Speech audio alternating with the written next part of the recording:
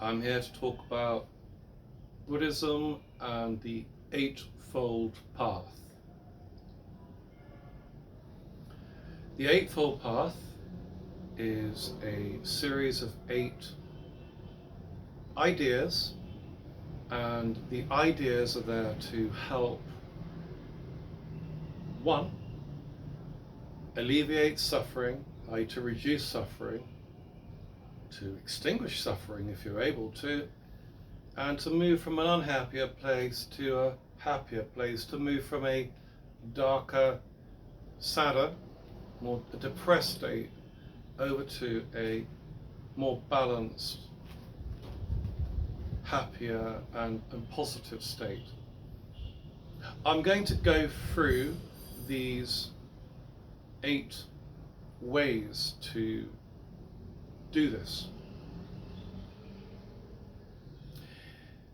In the first podcast, I can see that's going to annoy me. I'm going to get it. If you could bear with me. I'm going to get it now. If you could bear with me, I should have that here. And I'm not a person to not do something when it should be done. One second.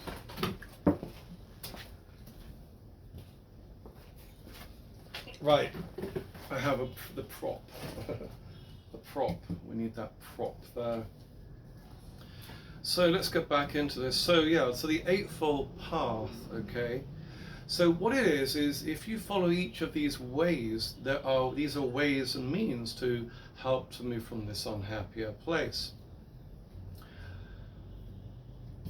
So the Eightfold Path is often called the right way, the right way to do something. It doesn't necessarily mean that. It means to be a way of doing something in order to generate a state of awakening.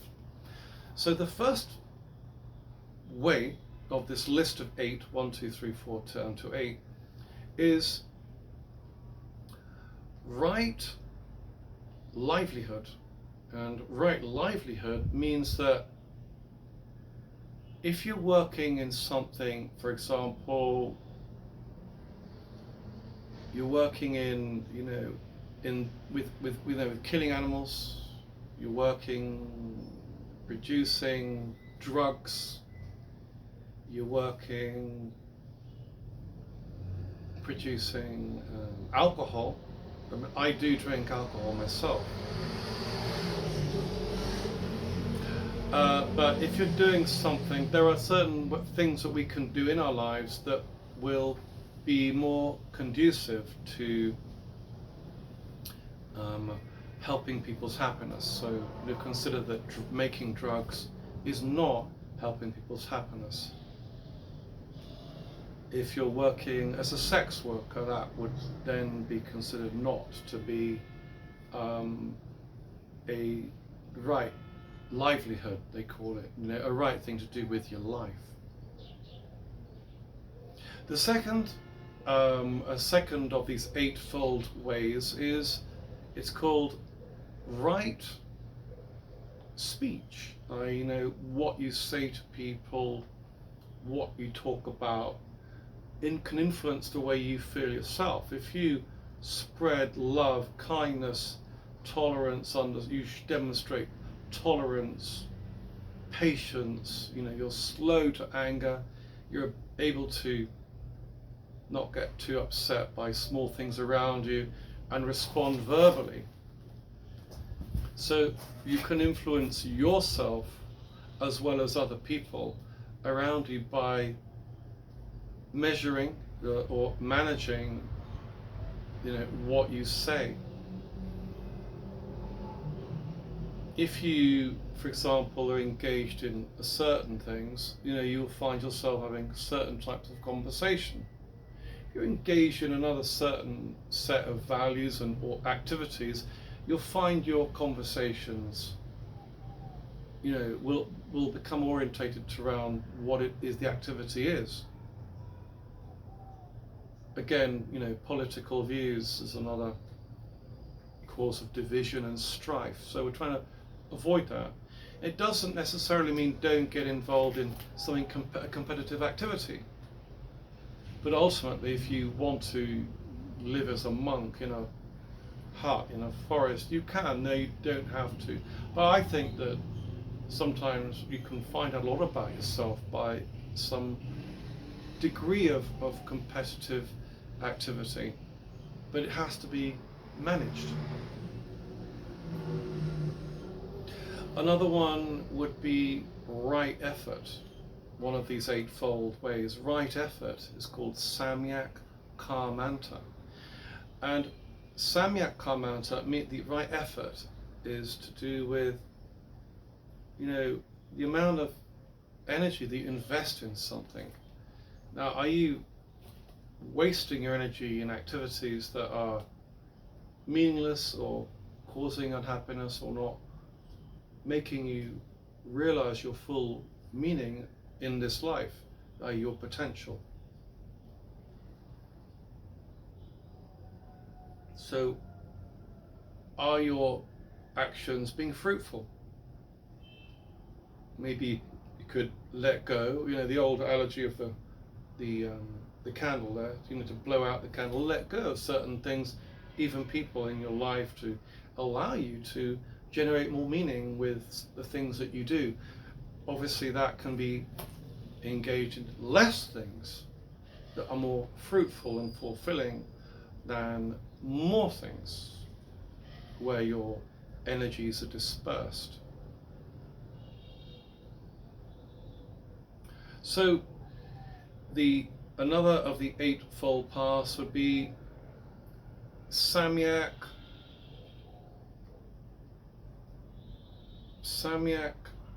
Samadhi, and this is probably one of the ones that should be at the end, i.e. the collection of all. But Samyak Samadhi is about focusing on meditative contemplation, contemplative activities, to consider things more, to appreciate, to put value. So it's not so much a physical activity rather than a meditative, contemplative process that allows you to awaken to the spiritual dimension, which is not necessarily a physical object. It's an idea, it's a subjective reality. If you have seen my podcast about the fourth dimension of reality and then moving into the fifth dimensions of reality, we're talking about breaking the basic idea of space and time, our understanding of the conceptual world around us, something which is aspatial, atemporal, and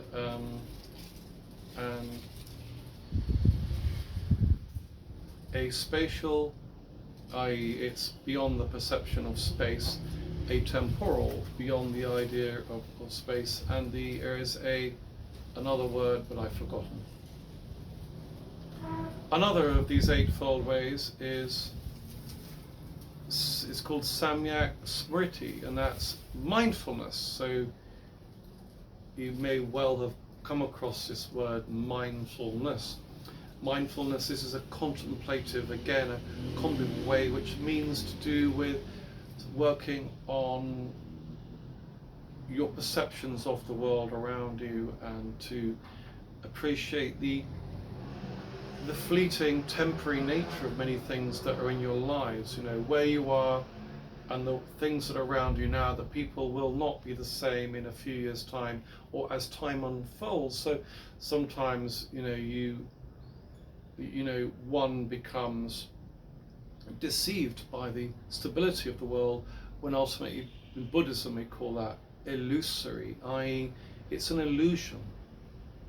If you really believe that you are made of the things that are right around you right now, and you identify yourself through material things around you, you are deluded. They literally use the word, you're deluded. So there is a part of you which is more important than the material world. So this is what's called mindfulness, and it's included in this eightfold path. Now, the reason why I got this here, picked it up, is because there are 8 of these. So If we go, right, I've looked at right livelihood, Samyak Jiva, take that one out.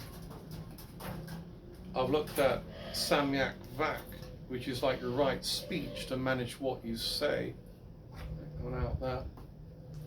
I've also looked at right effort, Samyak Karmanti, take that one out there. And then we've looked at another one of the 8, we've looked at right, just recently, right mindfulness, i.e.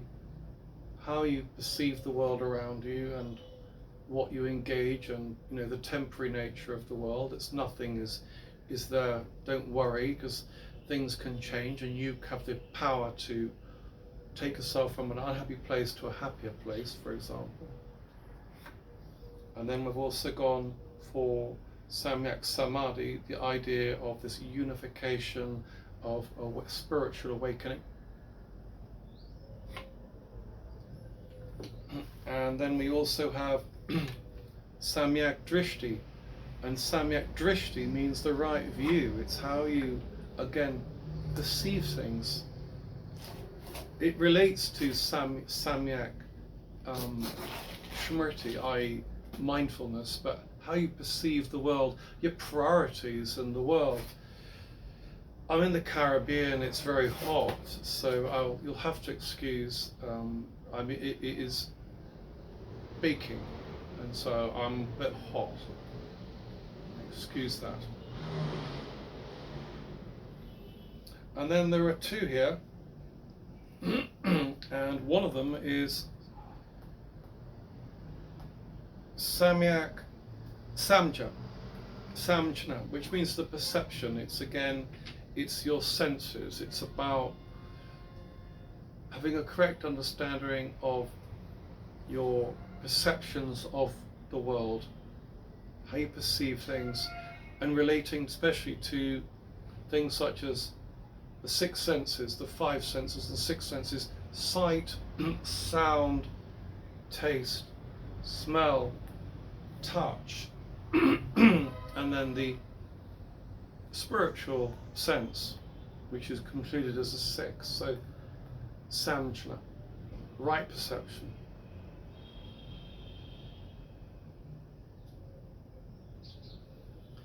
Now the 8th piece of this Eightfold Path, I can't remember, so I'm going to leave that there. You might want to go through these and identify what the eighth way in this group of 8 is. That doesn't matter. It'll come to me, but I'm not bothered.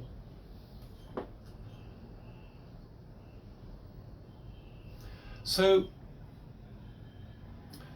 this short podcast is about identifying the Eightfold Path. It's a central part of Buddhist teaching, Buddhist methodology, the Buddhist ideas about how to become free, unburdened, to free yourself from the matrix, to become liberated, awoken, which is what the word Buddhism means. The word Buddha means to be awoken. So these Eightfold Paths identify ways to nurture your energy in order that you can awaken yourself. In Christianity, believe that you can do things to earn merit, to generate, yourself. But in Christianity, the Christian faith believes that only the Holy Spirit and God can awaken you. You need to be valued, or you need to accept, for example, Jesus and Yahovah into your life, and then you will be anointed. You will receive the blessing from an external force. Whereas in Buddhism, it's about that you and your own self can awaken from within without the need of an external source, such as the Holy Spirit or a godlike figure. It's a fundamental difference.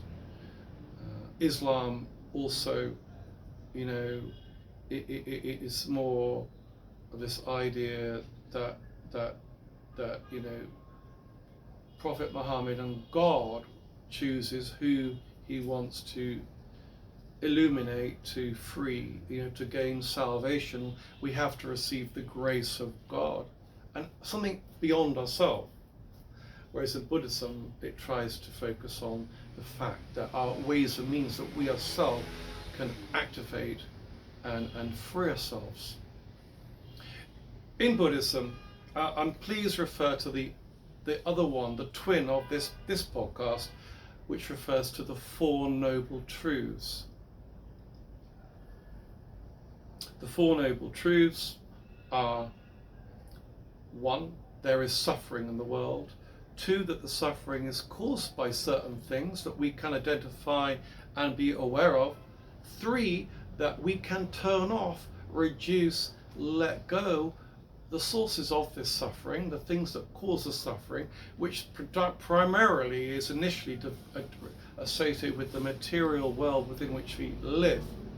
And then the 4th noble truth, that is Marga, the way. So the 4th noble truth, the 4 noble truths, then moves us on to the Eightfold way. So the 4th noble truth is the way. And then the Eightfold path is then the 8 ways. Imagine a train being the 4 noble truths, and the train has 8 carriages after it, and those 8 carriages, you know, are a part of this system.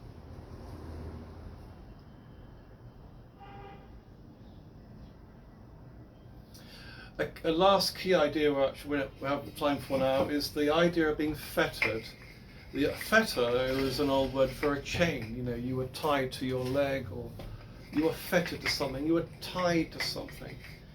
And so Buddhism very much talks about breaking the fetters, breaking the things that bind us down. I mean, you know, to go a bit crazy, but, you know, to be enslaved, to be bound to the material world. We need to break the fetters, to free ourselves literally from fetters. These are called kleshas, kleshas. So to be free, we're trying to break ourselves from being ensnared and trapped by our interdependence within the physical world.